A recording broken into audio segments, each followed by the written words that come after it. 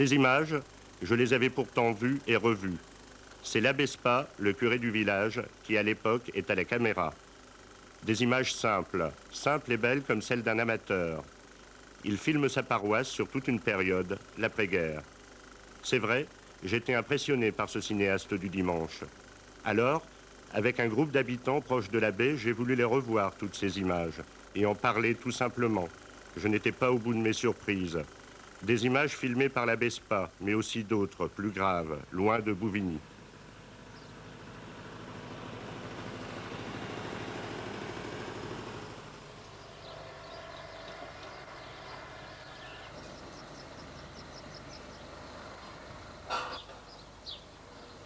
C'était un soir, il faisait beau et Louisette recevait tout le monde. Il y a le curé, Pierre et Jean, et puis un autre Jean, plus discret. On est à Bouvigny-Boyef, là, un petit village du Pas-de-Calais. Un village très ordinaire, avec un groupe d'habitants parmi d'autres, et ses idées parfois bien arrêtées. Saint-Jean. Saint-Jean nos lapins. Et deux, ça suffit, hein. Et alors, ça y est là. Ouais, ouais. Allez, entrez.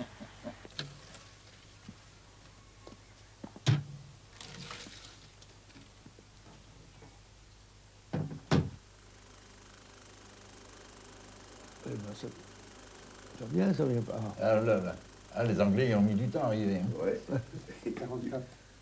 Alors, René Malard, le menuisier du village. Avec son brassard FFI. FFI. Ouais. Les résistants, le camion. Oui, Char. montant la rue Saint-Langros. Oui. Code du Calvaire. Direction Toilette, oui. Bouvigny libéré, ça voulait dire quoi au juste? C'est comme si à un moment, toute une population se dit « on arrête tout et on recommence ». Oui, mais comment? La joie était là parce que les Allemands étaient partis. Mais maintenant, c'est la suite qui était intéressante. Il fallait essayer de tourner la page. Alors libéré, bon, c'était bien, c'était une bonne chose, mais... Ah, et les autres ne sont pas là encore, hein. Alors quand est-ce qu'ils vont revenir? C'est seulement à la Pentecôte oui. 45 qui C'est après qu'ils ont commencé à revenir. Hein, c'était un événement... Moi, je me souviens parce que je faisais le transport, j'étais jeune à l'époque, mais j'avais quand même un permis de conduire parce qu'on avait, pendant la guerre, on a eu le droit de passer le permis à 16 ans déjà. Et ben, tout le monde y attendait le coup de téléphone à la mairie en disant, parce qu'il y avait 2 centres d'accueil à Arras, et on avait 5 litres d'essence pour aller rechercher un prisonnier à Arras, si vous voulez. La commune touchait de l'essence spécialement pour les prisonniers. Alors un coup de téléphone, le garde champêtre, il accourait à la maison, puis il disait, hop, un tel, il est au centre, j'ai été chercher l'aider, un oncle à Arsène, on a ramené Paul Carl, enfin, toute une série. Et on était toujours à l'attente du... Et qui c'est Franklin Roosevelt, 4 fois président des États-Unis, disparaît à la veille d'une victoire qu'il avait voulu et préparée. Voici 3 mois, surmontant sa fatigue, il faisait le long voyage de Yalta. Et de retour à Washington, il proclamait devant le Congrès américain les résultats d'une conférence au cours de laquelle ont été jetées pour l'avenir les bases d'un monde meilleur. That better world in which our children and grandchildren, yours and mine, the children and grandchildren of the whole world must live and can live. Tout le monde attendait, comme si l'image s'était soudain figée. La mer et les vacances, les baignades retrouvées, les seaux et les pelles des enfants heureux. Un retour vers 1936, à l'époque des premiers vrais congés. Mais tout cela masquait mal les difficultés réelles. Il fallait repartir. La guerre avec ses misères, ses malheurs. Elle a rapproché. Oui, elle a rapproché. Enfin, c'est malheureux de dire qu'il faut des moments de misère, des moments de malheur pour souder, alors que ça pouvait se faire si bien avant. Hein. Mais avant, quand on est dans ses aises, dans l'abondance, on ne cherche pas. On est des égoïstes. Hein. C'est vrai. Tendance égoïste. Hein, tendance égoïste, c'est vrai. C'est vrai.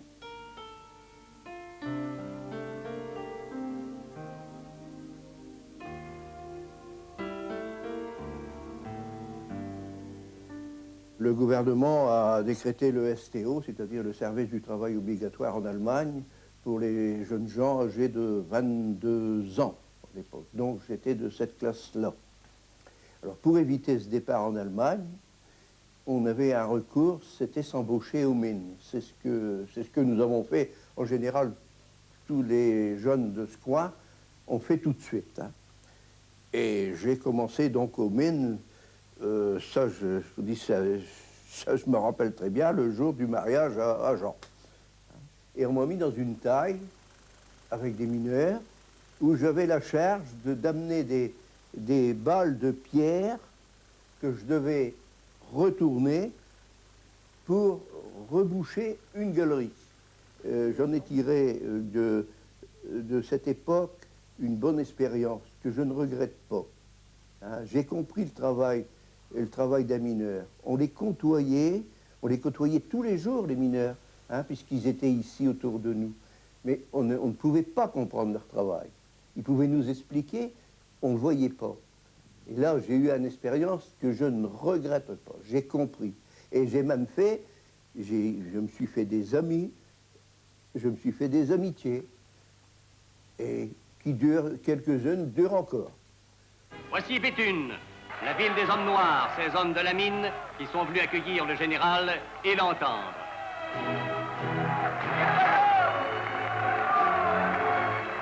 En octobre dernier, 1,5 million de tonnes sont sorties de notre sol.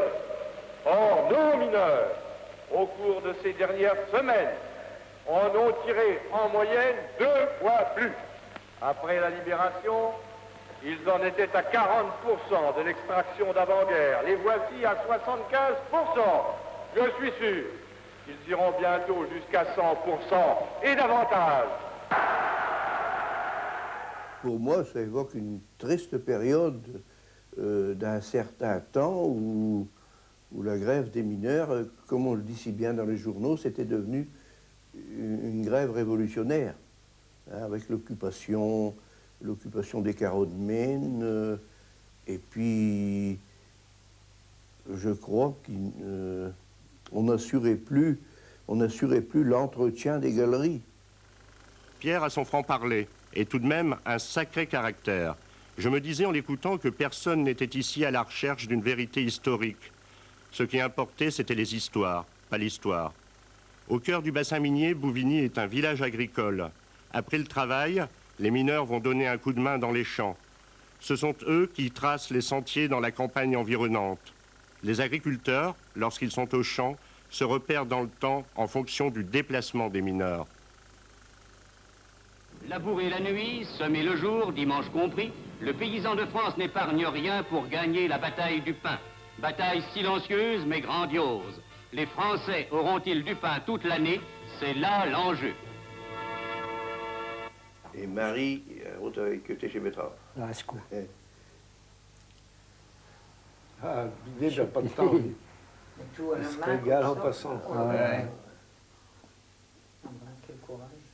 C'est qui, gars? Là, c'est papa. Ah, ouais, C'est papa. Jean Carre. C'est votre père, là, Jean? Ouais. Et ça vous fait quoi de revoir ces images-là? C'était émouvant quand même, hein, parce que Alors ici, je ne l'avais jamais revu, là. Je ne l'avais encore jamais vu. Là, on change un remarque de betterave. ouais. Et tout chargé à la main. Hein. Ah ouais. Ça fait 4 personnes employées, là. Là, c'est Albert Lédé. Albert Lédé, Albert il Lédé, arrive c'est vrai, à ouais. Bascule. Il y a La Felter. Un thème qui va faire La densité. la Densité de densité. jus, oui. Il va faire la densité, voilà. Le jus Récupère qui le sort, jus Dans les pour faire la brouettes. danse. Si, c'est Henri. Henri Lacaille, l'oncle à Léonce, qui est à route à travailler. Oui, on se souvient bien. Vous savez, en général, on dit toujours, mais c'est des bons moments de la vie. On était heureux, c'était beaucoup plus simple que maintenant. Pourquoi ça? Ben, parce qu'on allait au rythme des chevaux, on ne courait pas. Et le soir, c'était le soir. Le soir, c'était le soir. Hein? Midi, c'était midi. Maintenant, on n'hésite pas, on Puis à vivre au rythme des saisons. Hein. voilà, on vivait au rythme des saisons. Si, c'est mon père, ma père, le botteuse. Oui. Oui, il avait le Guerre de Saint-Grain, Originel. avec Paul Musère. Ouais.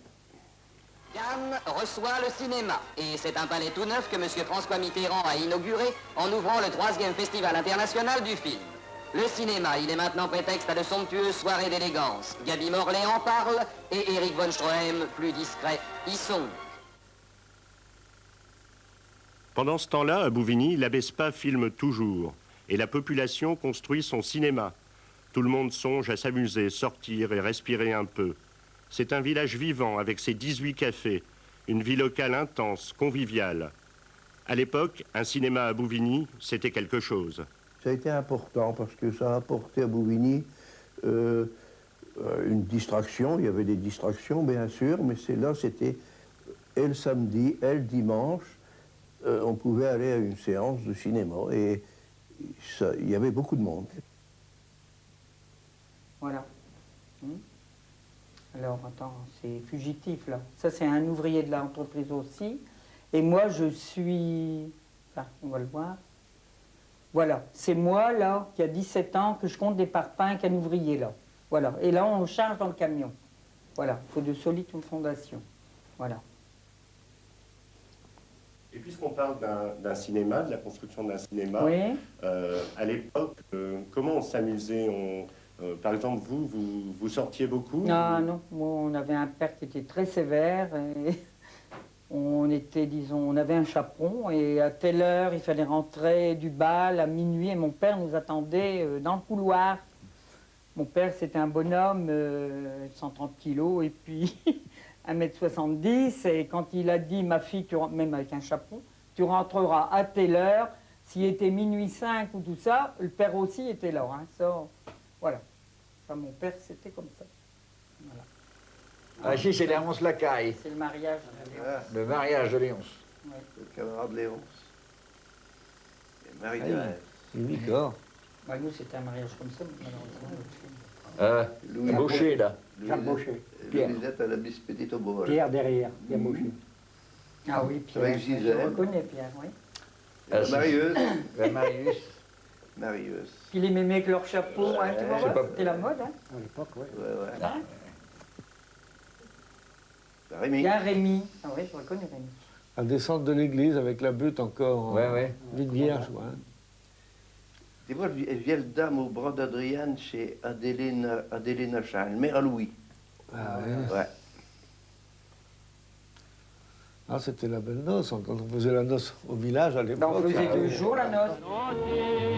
Valentine, outre ses petits petons, ses petits tétons, son petit menton, elle était frisée comme un mouton.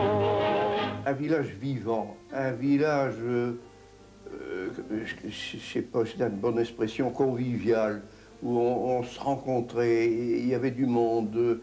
Et d'ailleurs, toutes les fêtes étaient bien suivies, aussi bien la kermesse que le Ducasse, hein, tout était bien suivi. Hein. On aimait se rencontrer, et puis c'est tout. Mais il faut dire qu'il n'y avait pas la télé à l'époque. Ah, il n'y avait pas de télé. La voiture pour se... Pour se sauver, non, c'est vrai.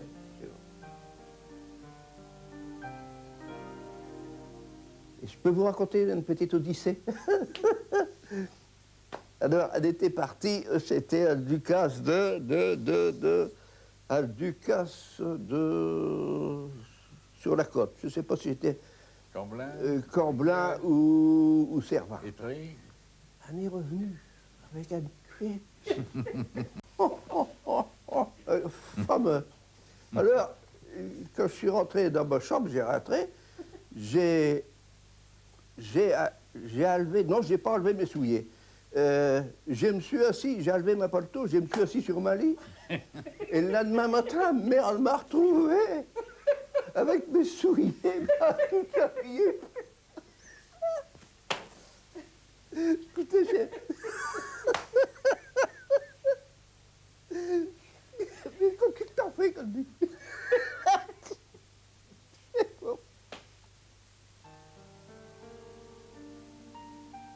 J'aimais ces images, ces traces de joie fugitives, presque futiles. Tout un univers tremblotant, fugace, imprécis. Devant la télé, ils s'appliquent tous à ne manquer personne, à reconnaître tout le monde. Comme pour dire finalement, on n'a pas tellement changé. Je crois qu'il y a eu un avant et un après. Il y en a pris, Hein? Bon. Un avant-guerre, un après-guerre. Puis ensuite, c'est un petit peu comme maintenant, j'ai l'impression qu'on se dit aussi, nous voilà dans l'an 2000. Là aussi, on se disait, on est dans la deuxième partie du XXe siècle. On avait vraiment l'impression d'un coup de bascule, quoi. Hein? Après ça, il y avait des hauts, des bas, il y avait des choses mieux, il y avait des choses moins bien. Ouais. La télévision qui est arrivée là-dedans. C'est-à-dire à 50, l'économie a été vraiment redémarrée, là. Oui. Eh bien, je pense que vous avez lu dans votre journal habituel le communiqué diffusé par la direction régionale de la RTF. Ce communiqué indique la date du 8 décembre pour la mise en service du nouvel émetteur de Bouvigny-Boyeffle. Avec les moyens de communication, la rocade, Bouvigny s'est construit. Oui, et puis l'antenne qui s'est montée, mais c'est en quelle année l'antenne? Oh, l'antenne... 56, c'était pendant la guerre d'Algérie qu'a monté l'antenne. On a bâti toute une cité, ici plus bas. Donc on ne voit pas très bien, hein, mais quand vous descendez la côte, là tout de suite à gauche, il y a une cité qui a été construite pour justement des gens de l'ORTF, qu'on disait à l'époque. C'était des techniciens qui travaillaient à l'antenne, à la tour. Puis après, il n'y a pas eu grand-chose là qui a bougé. Hein. Et à la sortie de la guerre, juste au lendemain de la libération de Bouvigny, dans quel état d'esprit était la population? Comment étaient les habitants du village? Ben, vous savez, je crois qu'ils renaissaient un peu. Hein. Après toutes ces peurs qu'on avait eues, les jeunes qui étaient toujours traqués par la STO et tout ce qu'on veut, et, ben, les gens, il fallait redémarrer, et ils renaissaient, je crois.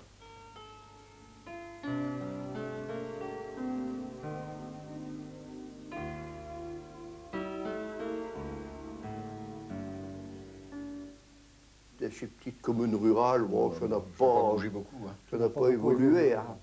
Tout le temps été... Et puis il faut admettre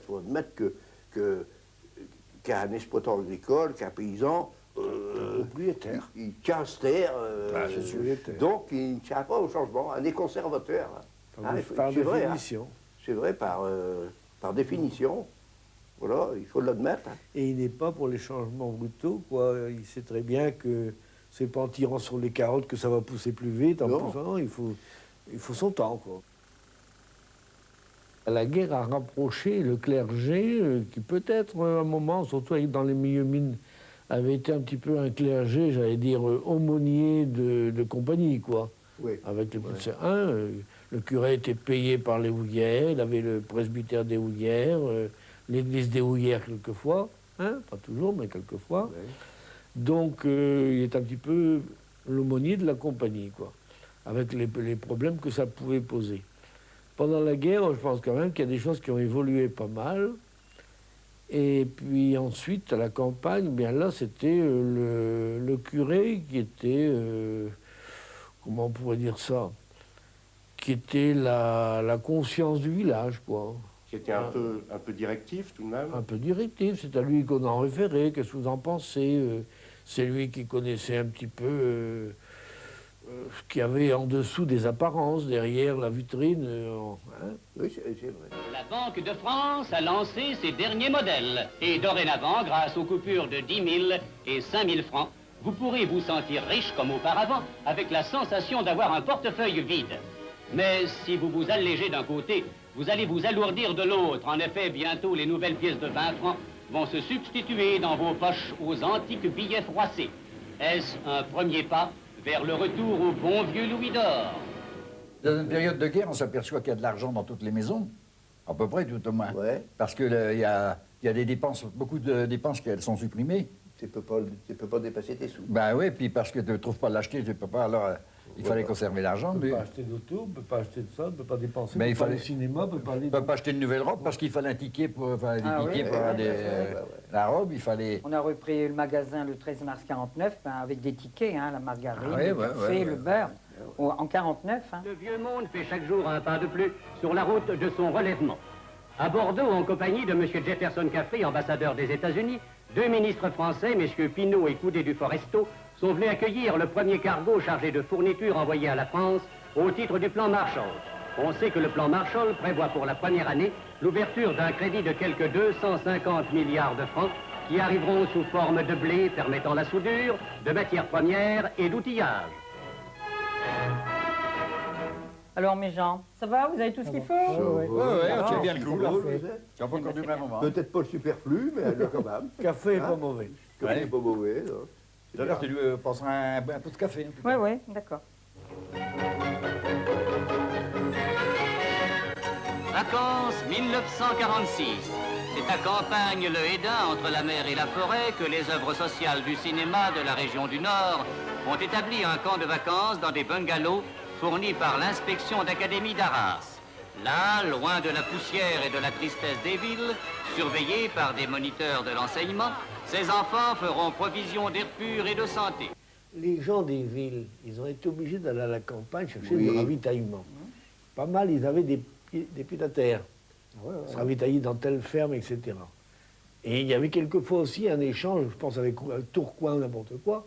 On arrivait quelquefois à avoir un tissu d'étoffe, une pièce d'étoffe, moyennant un peu d'haricots, bien autre chose. Il y avait un troc qui se faisait entre la ville, une osmose entre la ville et la campagne. Et il y a des liens qui ont resté, malgré Il y a tout, des hein. liens qui ont resté, quoi. Hein? Et là, vraiment, je vous suis, monsieur Labbé, parce que vraiment, avant, on n'avait besoin ni de l'un ni de l'autre. Ouais. Mais les gens des villes ont retrouvé des cousins à la campagne. Ah ouais. Pendant la guerre. Des lointains cousins, on a été les voir. Irons-nous vraiment un jour dans la Lune? Sur l'aire de départ, une fusée du type V2. À l'intérieur, attachée sur des couchettes aménagées pour amortir la formidable pression consécutive à la déflagration du départ, 4 hommes attendent dans l'angoisse le signal des chronomètres. Feu!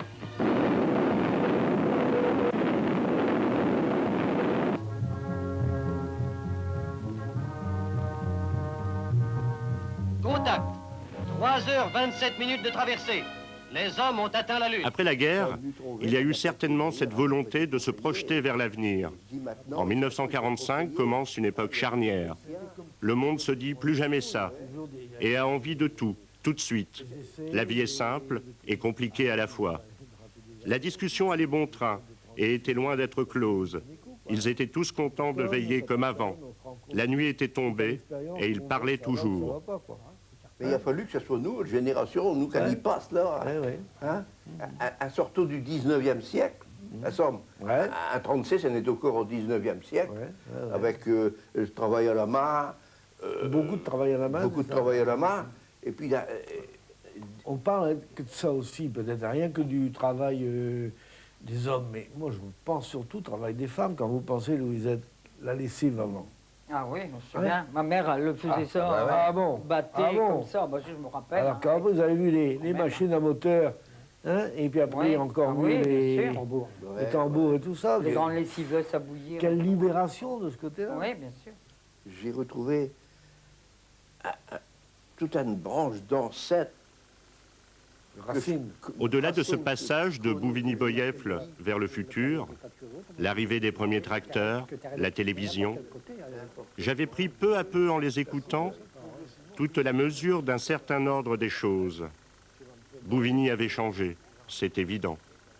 Après la mine, il y avait eu le déclin, et puis la rocade, qui avait rapproché le village du reste du monde. Il était déjà très tard, et Pierre n'en avait toujours pas fini avec son village. Donc je vis où ont vécu mes ancêtres. Je respire le même air, je vois les arbres qu'ils ont vus. C'est ça pour moi. C'est impur, quoi. Ah oui. Impur. Voilà. Puis alors, si je me lance là-dessus, je ne vais plus arrêter. Hein? Non, je ne vais pas arrêter. Mais j'ai retrouvé... J'avais une vieille tante et un vieil oncle qui n'étaient pas mariés, mais qui étaient conservateurs, et qui m'ont conservé des documents impayables. Hein. Ça remonte à la Révolution française. Donc j'ai retrouvé là toute mon histoire, toute l'histoire du village. Donc le village, je ne le quitterai pas, je vais mourir, je l'espère, dans la maison où je suis né. Pas tout de suite tout de même. S'il vous plaît. Vous avez le temps encore. Ah, j'ai le temps, mais j'y suis né et j'espère y mourir, hein, de façon normale. Hein. Ah ouais. Voilà, c'est tout ce que je demande. Un riche laboureur sentant sa fin prochaine. Tu veux dire ses enfants, leur parlant, santé au rat. Fais ses copains héritiers, non? Ouais. Non, voilà. Voilà pour moi ce que c'est ma passion, l'amour de mon village. Il faut dire aussi que Bouvigny, on a fait beaucoup